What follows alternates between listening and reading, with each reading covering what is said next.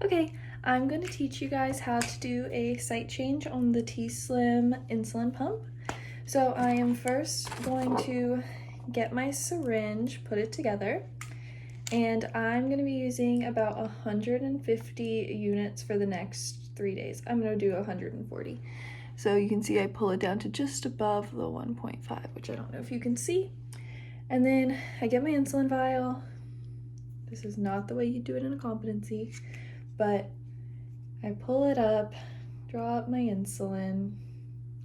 I like to make sure that there are no bubbles, even if that means that I have to push and pull insulin in and out of the vial until there's no bubbles. Okay, so I don't have any. And then I'm gonna go ahead and open the package for the cartridge.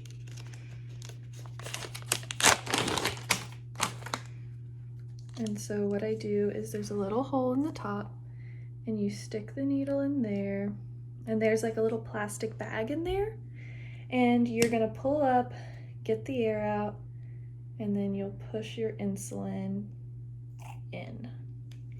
So now the insulin is in here.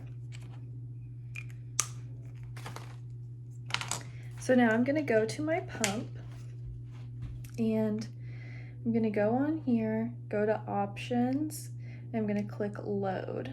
And then I'm gonna hit change cartridge. So it's telling me that it's gonna stop my insulin, which is good. And now I'm just gonna pull this off.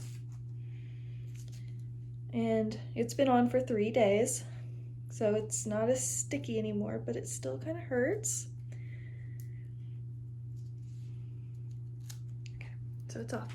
And you can see, I always tell people that it's like a thumbtack, but it's just a little needle that goes under my skin, but you can also have a cannula, which is just like little plastic. So now I'm gonna take this tool and I'm gonna pop off the old cartridge and I'll throw that away. And now I'm gonna pop in the new cartridge. I have to hit something on the pump so it knows that it's ready. I popped out the old one. So now I'm just gonna pop in the new one and I'll unlock the screen. It asks me if the cartridge is installed. I say yes. And so now it's just detecting how much insulin is in the cartridge and preparing for that. So while it does that, I'm gonna go ahead and get my tubing. This is the same as the tubing I just had on. This is just a fully new set. So I just twist it on right here with the lure lock system. And it has this little piece right here. And so I connect these two pieces. And so now this is the full thing. And just like when you're doing an IV tube, you have to prime the tubing. So I'm gonna hit OK, and it's gonna ask me if I wanna fill the tubing, which I do. So I'll hit start, and it's gonna start pushing the insulin up through the tubing. And you won't be able to see it on here, but I can see the insulin moving through the tubing. And I hold it straight up and down because that gets all the air bubbles to the top, so they come out first. And I'm just holding it right here, and I'm waiting to see the insulin come out, the little thumbtack part. So we just wait, and it usually takes it depends on how much air I accidentally put in, but it can take about 14 to 18 units to get all the way through this tubing. So that's why it's important to put a little bit extra, more than you think you're gonna need in the 3 days.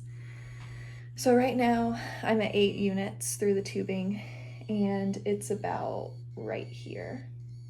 Actually, no, it's a little bit less. It's about right there. But it's just a bunch of air bubbles right now because there were some air bubbles. But what can you do?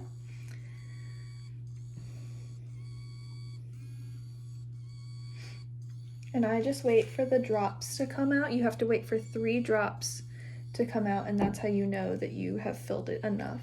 And that means when I put it back into my body and turn it on, I'll be getting insulin right away instead of missing out on essentially 18 units waiting for it to fill up the tubing.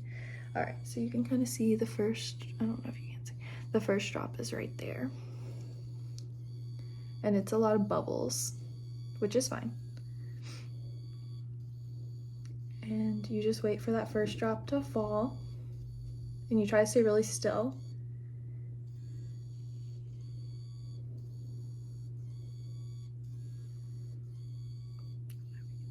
See, that's the bubble, or the first drop. But because it's so many bubbles, it doesn't want to go. It doesn't want to drip.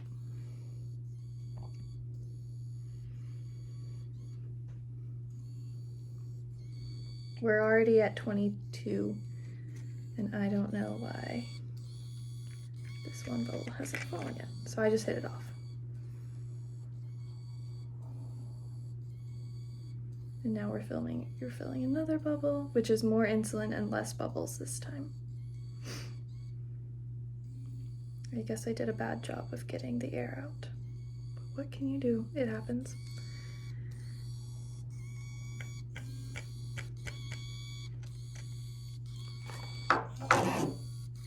Sorry.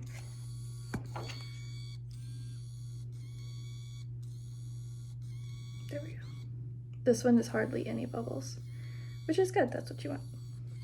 And I can see that there's not a lot of bubbles in the tubing anymore either, which is good.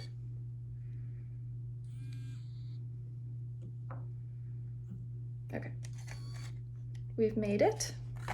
We've got it all on there.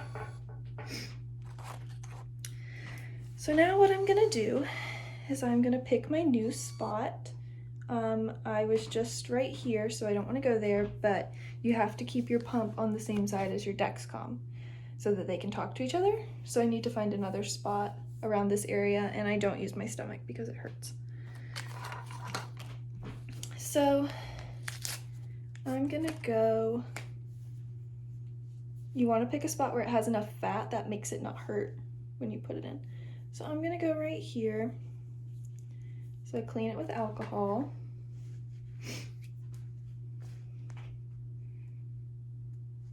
And I'm allergic to the adhesive, so I spray Flonase on my site before.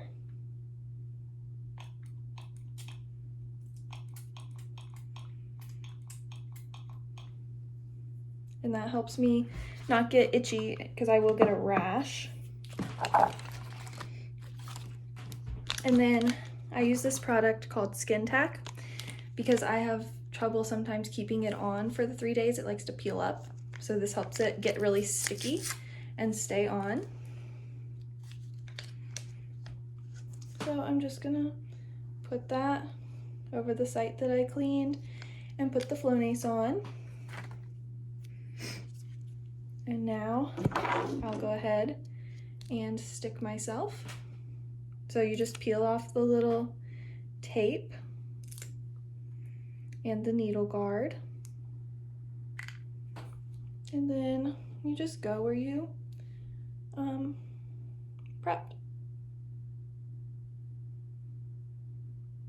And that kind of hurt a little bit, but not nearly as bad as some other places. And then I just attach this section that allows me to disconnect, and also it keeps the tension from being on the needle if I was to like drop my pump or it came off of my clip. And so that's that. I'm done. And then I just click some buttons that say that I have filled my tubing and done everything, and it tells me to check my blood sugar in 1 to 2 hours, and I resume my insulin. And that's it. I'm done.